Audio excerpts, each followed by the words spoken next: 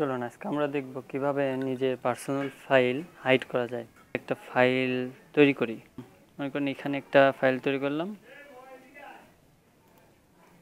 ফাইলটির নাম দেব হাইড, এই সাইড দিয়ে হাইড।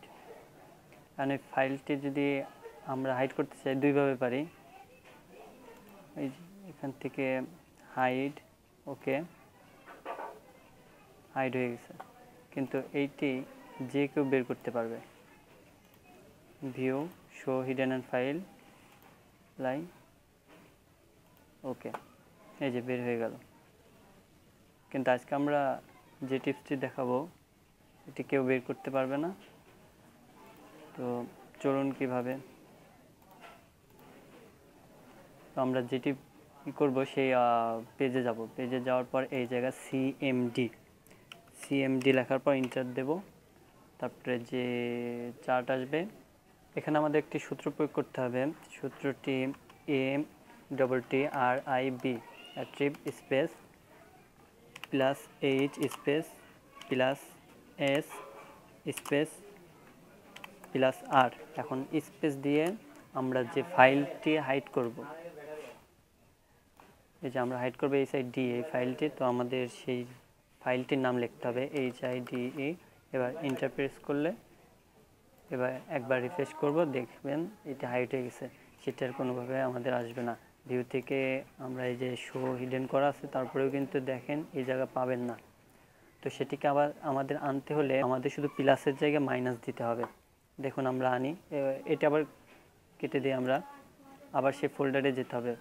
ধরুন আমাদের এই ফোল্ডারে ছিল এই যে ভিডিওতে, তো আমরা ভিডিওতে গিয়ে এখন এই জায়গা থেকে সিএমডি ইন্টার প্রেস করি, তখন এটি আসার পরে প্রথমে আগে সূত্রটি লিখতে হবে ATTRIB অ্যাট্রিব স্পেস প্লাসের জায়গায় মাইনাস দিতে হবে, তাহলে minus H space minus S minus space minus R।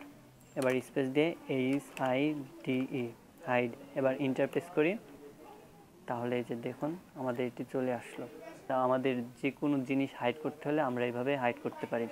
আর আমরা যে ব্যবহারটি করলাম সেটা সহজ পদ্ধতি, আরেক রকম করা যেতে পারে। উইন্ডোজ প্লাস আর বাটন চাপার পরে এই জায়গায় সিএমডি লিখে ইন্টার প্রেস করলে দেখুন এই চারটি আসার পরে এখন আমাদের যেই জায়গা আছে, ধরুন এটা আমাদের আছে ডি, তাহলে আমরা এই জায়গায় ডি এই চিহ্নটি দিব, তাহলে ইন্টার দেওয়ার পরে সেটা ডি ফাইলে চলে যাবে। তারপরে আমাদের ডি এর পরে আছে ভিডিও, তাহলে আমরা ভিডিও লিখি VIDO ভিডিও, ইন্টার প্রেস করি।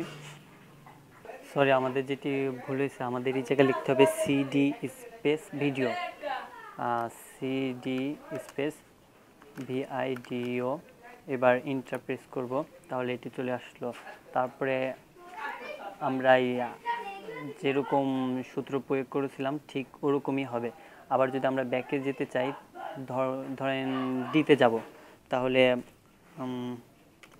CD বাটন চাপার পরে এবার আমরা ইন্টার দিই, তাহলে দেখেন আমাদের ডিতে চলে গেছে। তো আমরা এইভাবে করতে পারি। আবার সে একইভাবে আগের মতন সূত্র প্রয়োগ করে আবার হিডেন এবং আনহিডেন করতে পারি, কিন্তু এটির চেয়ে সবচেয়ে সহজ হবে আমরা যদি এই জায়গাতেই সিএমডি দিয়ে ইন্টারপ্রেস করি, তাহলে সরাসরি ওই জায়গায় চলে যাবে।